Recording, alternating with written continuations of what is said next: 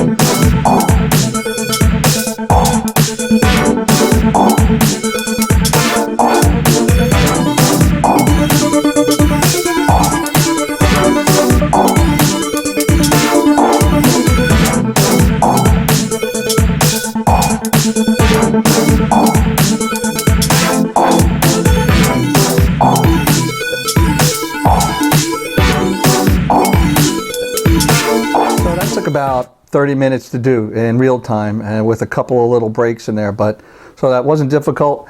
Was very straightforward. The brilliant beauty of this again is that all of the screws that secure all of these panels, they're all the same length. They're all exactly the same screw. So I had my little trusty magnetic disc here so I wouldn't lose any, and every single one I took out I put in, and I had none left over.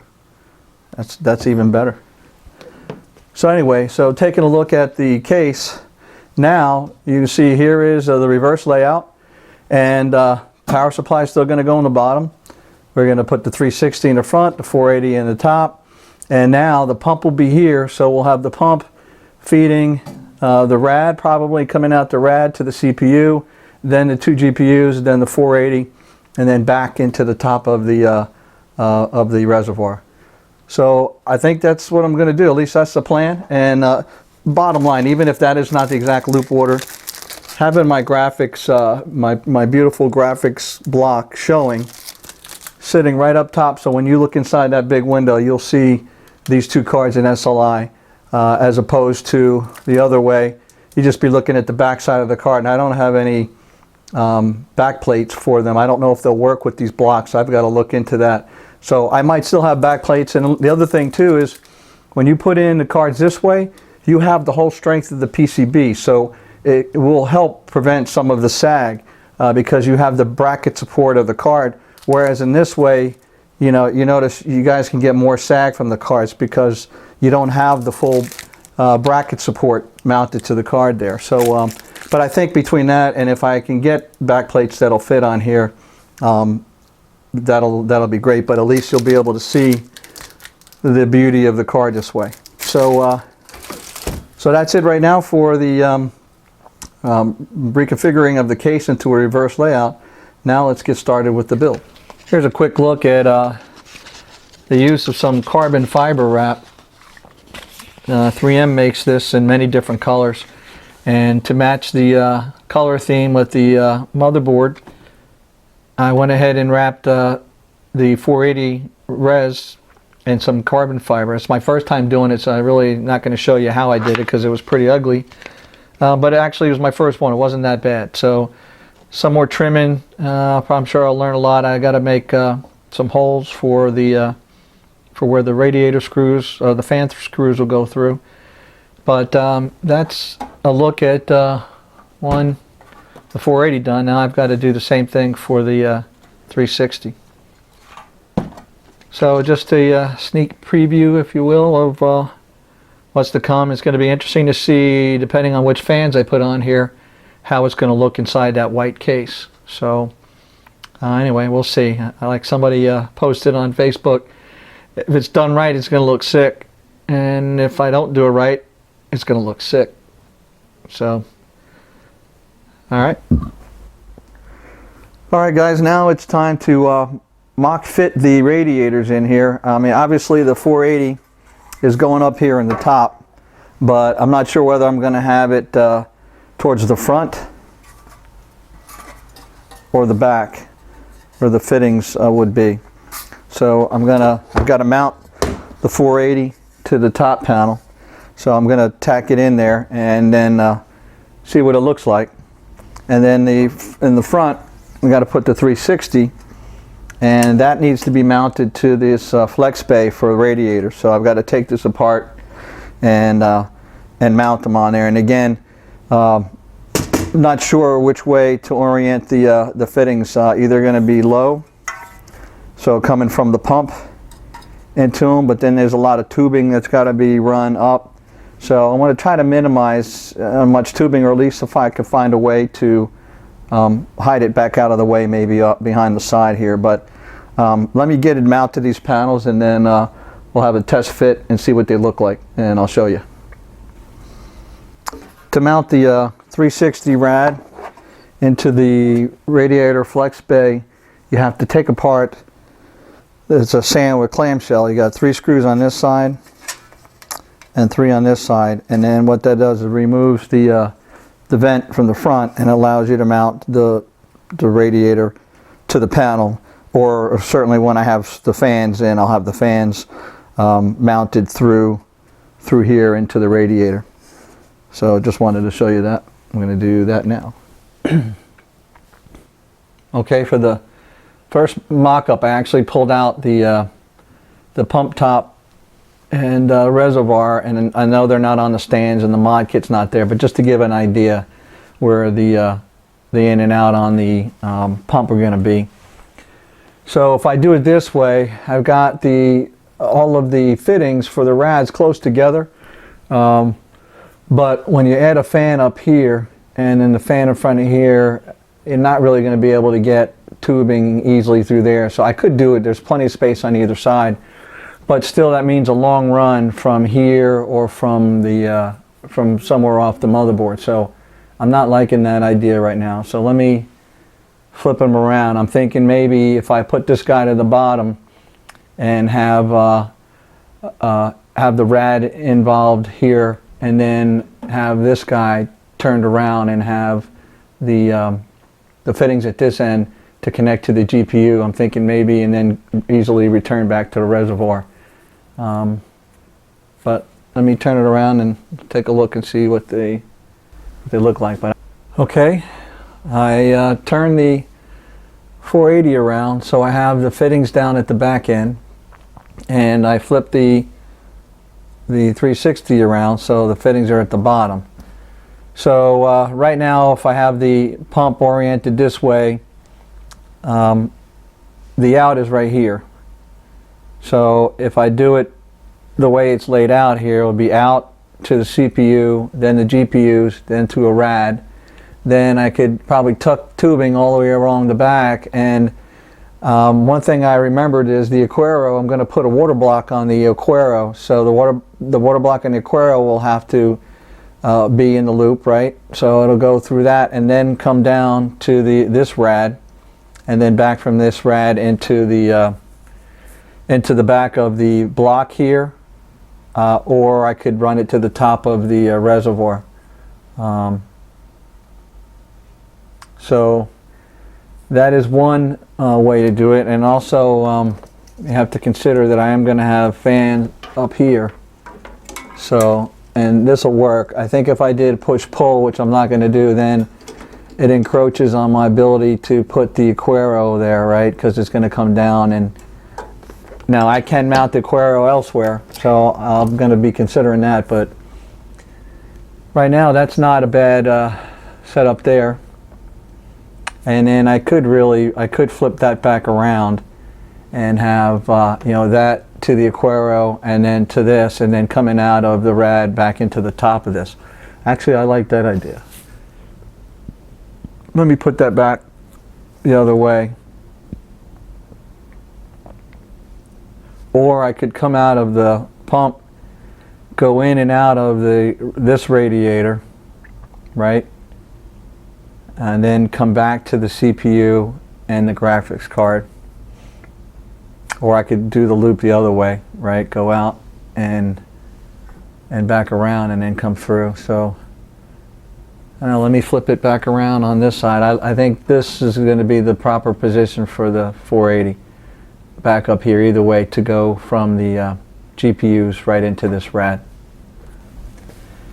Now that's not going to work because the end tank sticks up above where I plan to put the Aquaero. So that's not going to cut it there. So it looks like it's got to be with the fittings down. Well guys, I've been searching around for the right fans, and for this build to match the D-knock that I put on this, the carbon fiber, and I think I found them. I think the Vortex Cougar Vortex CF V12 HP fans are what I'm going to use. Well, pretty much I've decided on it. I'm currently running the test on them now, but the coloring is close enough to the carbon fiber, and they do perform really well. So I'll put up the link so you can check out the performance of this in the overclock testing that I do on fans. But I think this guy is going to do the job. Now, to mount them in the flex bay, you've got to mount the radiator and the fans to it. So it's this clamshell kind of design. This is going to fit back over top of this when I'm done. So right now I'm just putting the fans inside of the flex bay here and lining them up. I think I'm going to have the cables come out the bottom because I'm going to have them all on a 3-to-1 connector running up to the Aquaero.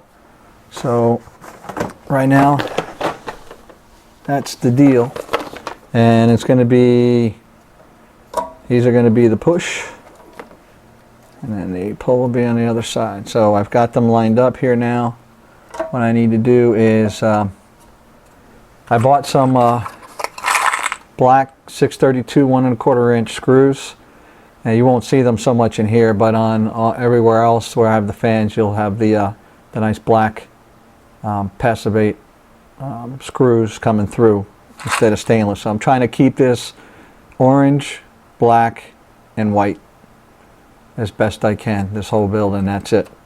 So I'm going to go ahead and get these mounted, and then I'll put the top cover on, and then I'll fit it in the case, and I'll show you the mock-up with all the fans in it right now with on the radiators, and see what you think. Finishing up putting the fans on the pull side.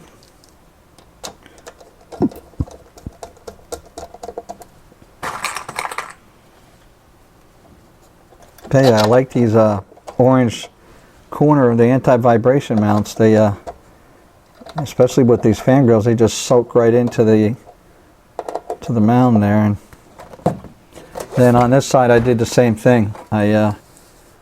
I made it so that the two fans here came out about the same spot, and then this one came out around this spot. Actually, I probably should run this underneath that screw to be consistent. Let me take you off and give you a look up close.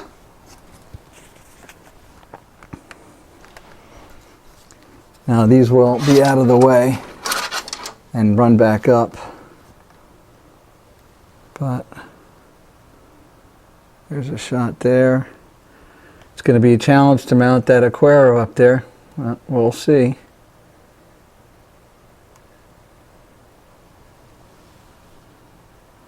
So we have the white, the black, and the orange, and that's pretty much, and the orange is pretty close from the fan blades to the carbon fiber.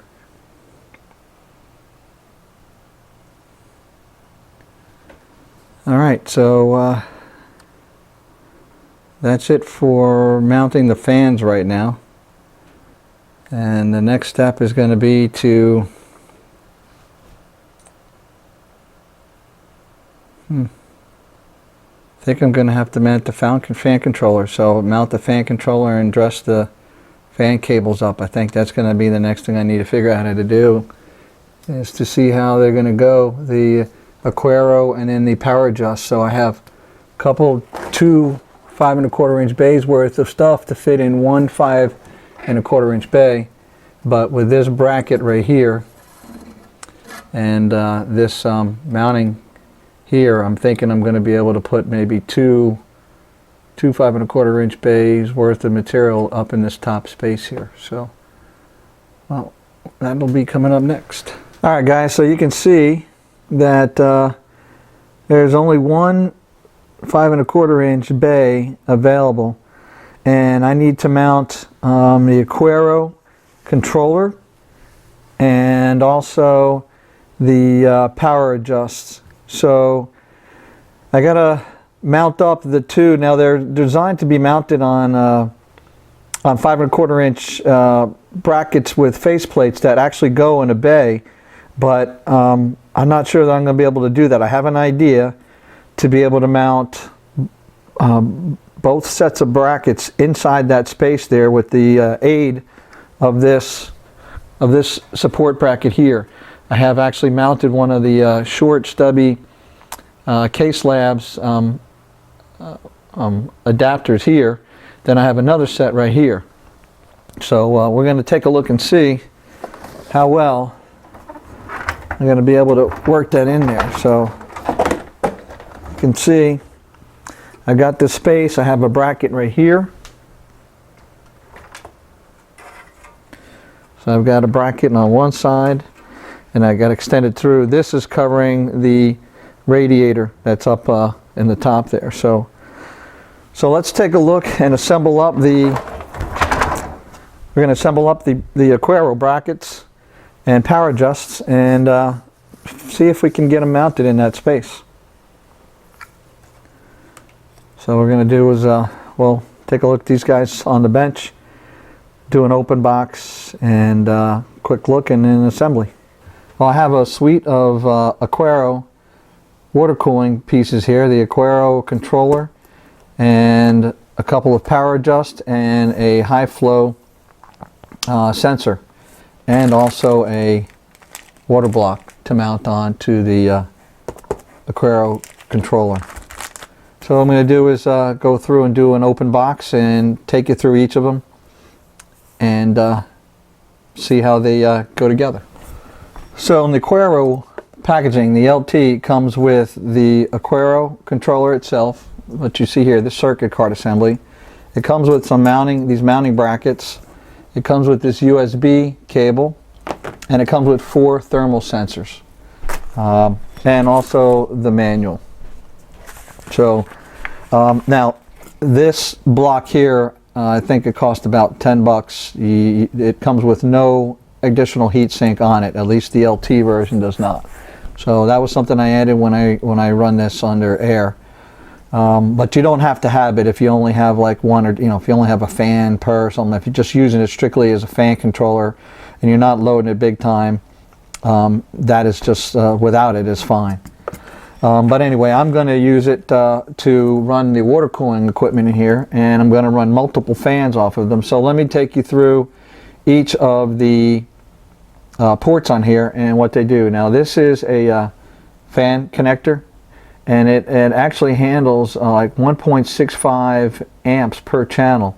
So you can run quite a bit of quite a few amps on there. I plan on running at least all the fans off of one radiator, so that would be 8 off of my 480 rad, and then oh, actually 4. I'm only gonna do a push or a pull on the 480, so it's 4 on 1.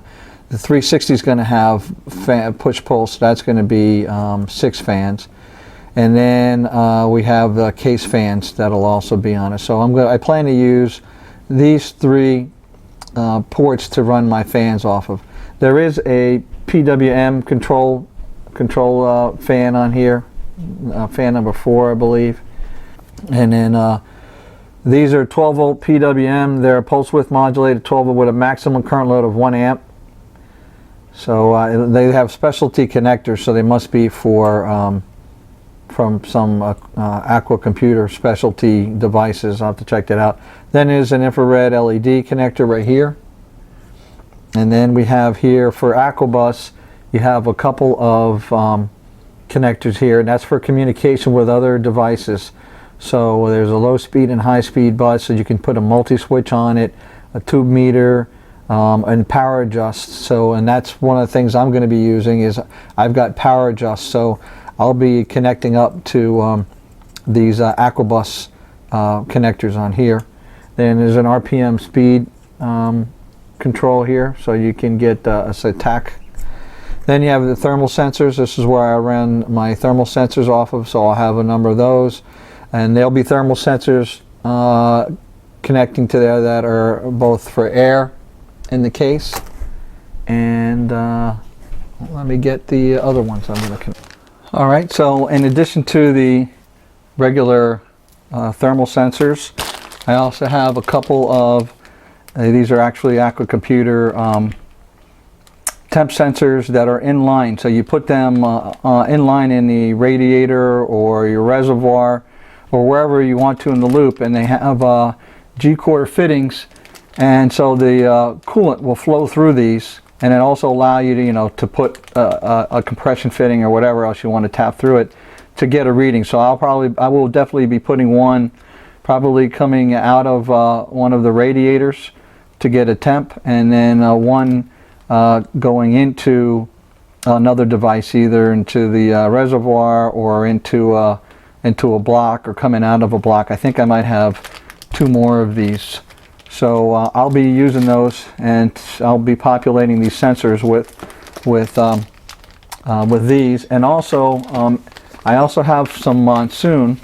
These were sponsored by Performance PCs. These are pretty awesome. They're orange and black. I've got one of each, and they too are thermal sensors that you would screw into the back of one of the Monsoon fittings going into the loop. So I have some options for getting coolant temps at various points in the case, in the system loop, onto the controller. So that's going to be cool. And then we have a connection for a flow meter, and I'll show you that.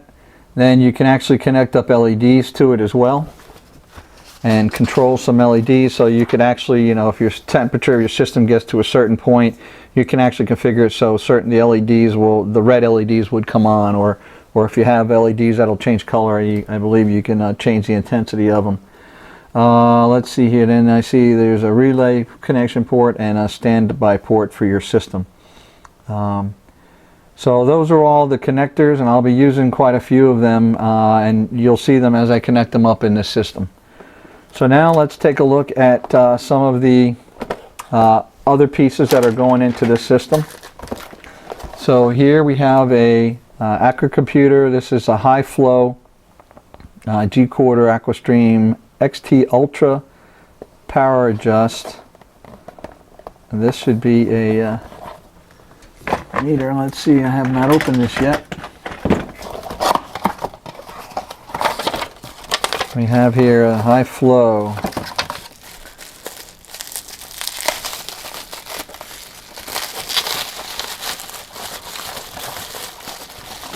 There we go, we have a flow meter. And then this flow meter has an inlet and an outlet to connect into the loop to get your flow. And then there's also a connector that you need to plug in here, and I believe this is it. Let's see here. Oh, here it is right here. This is a cable for flow sensor. So basically it takes this large style 3-pin connector and then brings it down to a small 3-pin connector that then plugs into the flow meter connector right here on the Aquaero. So that is one item. And the next item we have is, this is a Poweradjust. This has another USB cable.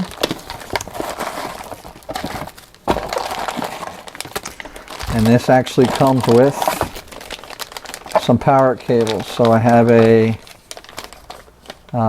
tach signal cable, tachometer cable for RPMs, and then this looks like a power adapter cable. Some screws. A manual for a Poweradjust module. It actually shows you Poweradjust modules can be mounted onto a faceplate, which I do have, and you can mount 3 Poweradjusts in one of these faceplates. And here is a Poweradjust module. It has obviously power connector, Molex power connected to it. Then I see a 3-pin. I see a bunch of pins here, and I believe they are for, you can control fans off of this too if you want to. Alright, well the manual is completely in German, so there will be some more research done, but I know that this is obviously Molex power. This one here is a 12 volt for a fan connection. These two are Aquabus signal connections. This is a USB right here, and then that's a temperature sensor probe. And then these two here, one is looks like a tach signal, the other one is got a 5 volt. So I guess I believe that could run a fan, but I'm gonna have to check it out. So I have one of these, and they also come with a Aquabus tack cable, and then we also have a another power connection cable. So that's one. I don't need the cables right now. And then this one here, and then here we have a second power adjust. And I also have the faceplate for the power adjust. So this is this faceplate you have that has power adjust 1, 2, and 3.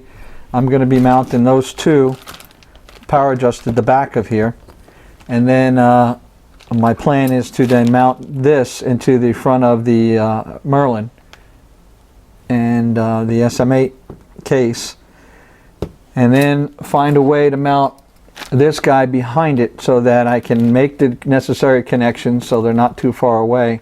And also I'm going to be mounting a water block. I'll be replacing this block here with a water block. This also was an option, and I'm going to mount that in place of that and run some fittings to it to keep those power guys nice and cool, and since it's going to be a water-cooled system, that should be very easy to do. But I've got to fit all this in that one space up there by the 5 1/4 inch bay. So I got to figure out how I'm going to do that. So what I'm going to do right now is I'm going to mount, using the hardware provided, I'm going to mount the power adjust to the back of the power adjust plate, and then figure out how best to install it in there. So let me get started. And really, putting it in there, screwing it in is very simple. It's just got these 4 standoffs that would be mounted on the back of the plate, and with countersunk screws. So we'll do that, and then also we have to deal with the mounting brackets as well. So let me get to that, and I'll come back and show you once it's assembled, and we'll figure out how best to install it in the case. Alright, so I was able to get the power adjust into the front without really any major interference with the fans up top, but adding the Aquaero controller that it's got to connect to is good.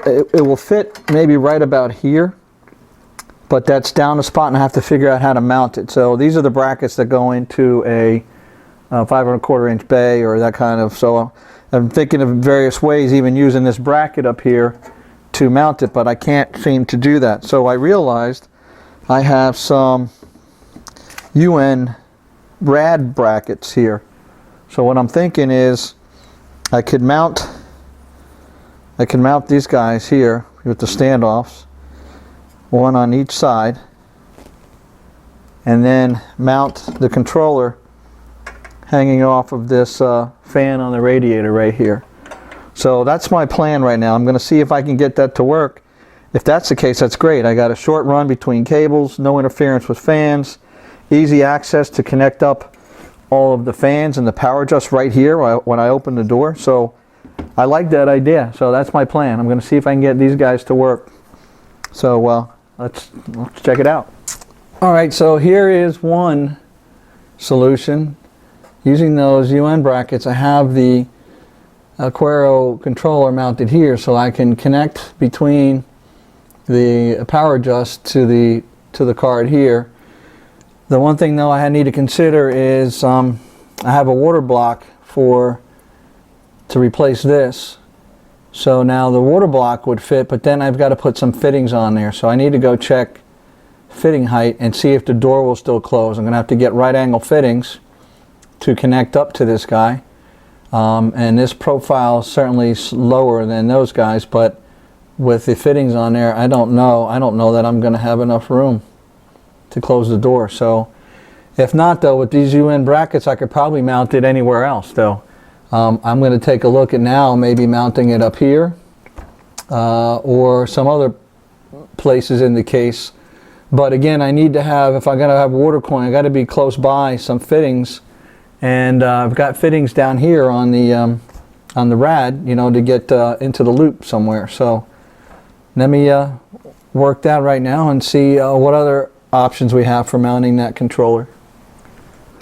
Okay, so God is good. I think we have a solution. So here is the water block for the Aquaero card. All right, and so this is with a couple of right angle fittings, compression fittings. There are rotaries on there. So I have them mounted, and I took a measurement, but really for me, I really want to see if it's going to fit. So if I mount this up against the motherboard, against the circuit card where it's mounted, right in the place of where this guy is right here, it does stick out, and it sticks out beyond this, but the door here has a lip. So let me take you off the tripod and give you a shot inside.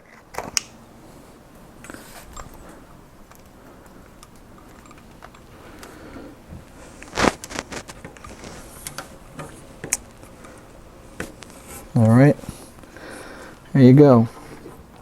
That's the space there that we have for the Aquaero, and that's probably good. It's probably about a good 2 inches, an inch, at least an inch. Actually, let me see. There you go. So there's the space between where the LT controller is and the door closed all the way. So there is enough space. If I were to mount this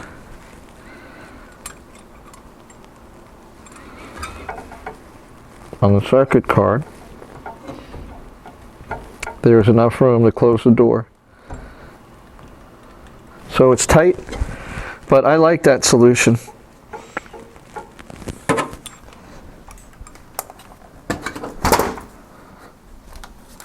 So what that means is I have fittings. Part of the loop will have to be getting to this guy here to provide water cooling to the Aquaero chip. Now these suckers are heavy, and there are 3 screws that mount to that board, and this seems pretty sturdy.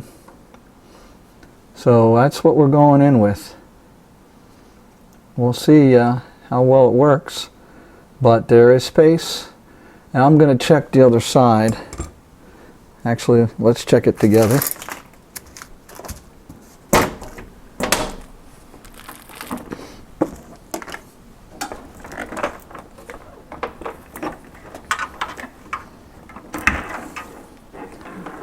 Now I could mount the Aquaero back here, but that's really only going to work if I'm going to water cool it.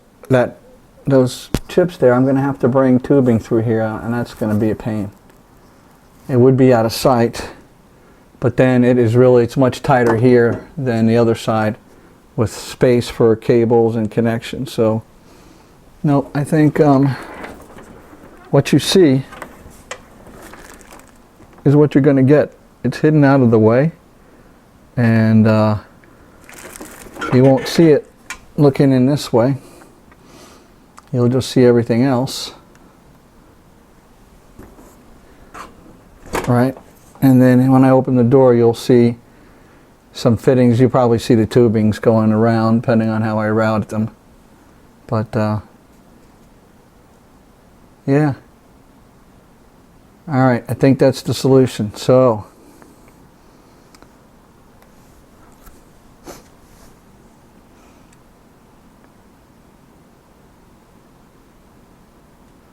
let's get the rad back in the top. Alright, so I think we've got the spot now for the Aquaero. It's going to be right there, the controller. We've got the Poweradjust mounted up here, so we have a short run for some of the cabling. We're going to put the water block on the Aquaero next. So, and then the position here allows it to run into the loop to be cooled. So yeah, so now let me, we'll take this off of here, mount the water block on it, and then while I have it out, I'm going to flush the radiators. Well, here I'm going to show you how to install the water block on an Aquaero 5 controller. This is actually the LT version, but it's the same circuit board that's on the Aquaero 5 XT and Pro. So I have the water block right here. It comes with 3 screws that help you mount the block. It also comes with some thermal pads, and they seem to be already pre-cut, and also a graphic picture that shows where you're supposed to apply them. And what I'm doing right now is I'm going to remove, this is the heavy-duty air version of the heatsink. So I'm going to remove that. I'm going to remove that heatsink and then put the water block on. Now I have a bracket on here. I'm not going to remove it. That's from where I mounted it. So in order to remove the current heatsink, I'm going to remove the 3 screws from the back. Okay, the screws are removed. Now what I'm going to do is pull the heatsink off, and it comes right off. Alright, so now in order to apply the thermal pads, I am going to orient this in the same way that's shown here. So I have a set of 4 chips here that need pads. So I have those pads, I think, right here. Then there's also a small skinny row down at the base of these transistors. I'll have to mount this thin row of pad. And then there is a set of 2 sets of looks like some small, I don't know, capacitors and some other ICs that need to be covered. So I'm going to use these pads for that. Or this pad for that, this one long one. And I will also probably use a little bit of thermal paste to hold them in place. So let me go get some thermal paste. Alright, what I'm going to do is put just a little dab of thermal paste, just a tiny little dot on top of these guys here.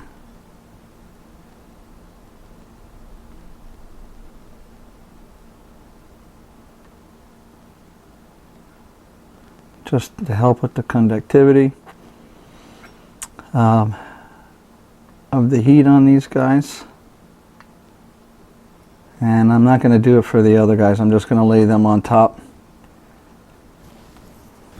Now what I'm going to do is peel the protector off of the pad. Don't have any nails. So this one's going to go across those 4, or that area there. Then what might be the most difficult one I'm going to do now is this long little skinny strip. I got to remove the protector on it. This goes at the base of these, it's like these power transistors, I guess.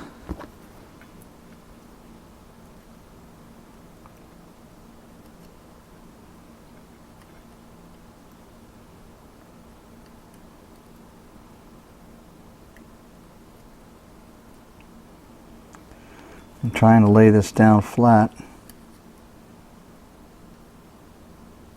Just trying to get the pad down over that area of the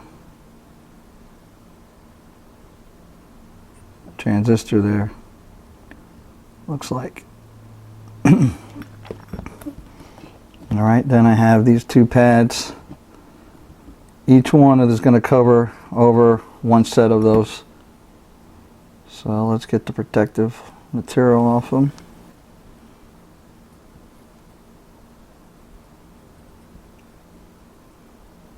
Alright.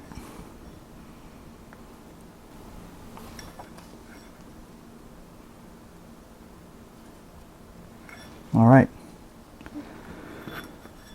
Now I'm going to place the top on it, but before I do, let me clean it off since I touched it. I'm going to get some alcohol and clean the copper. Alright. I just put some alcohol and cleaned it off. I'm not going to touch that anymore. So now I'm going to do is align it over the top, hold it down, and then put the screws through. So I believe, yes, this is it.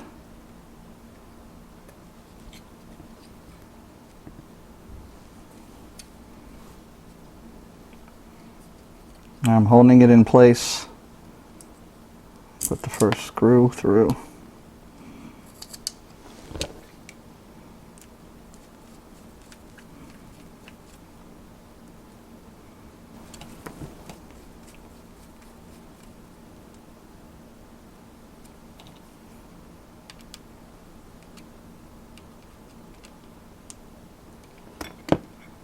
All right.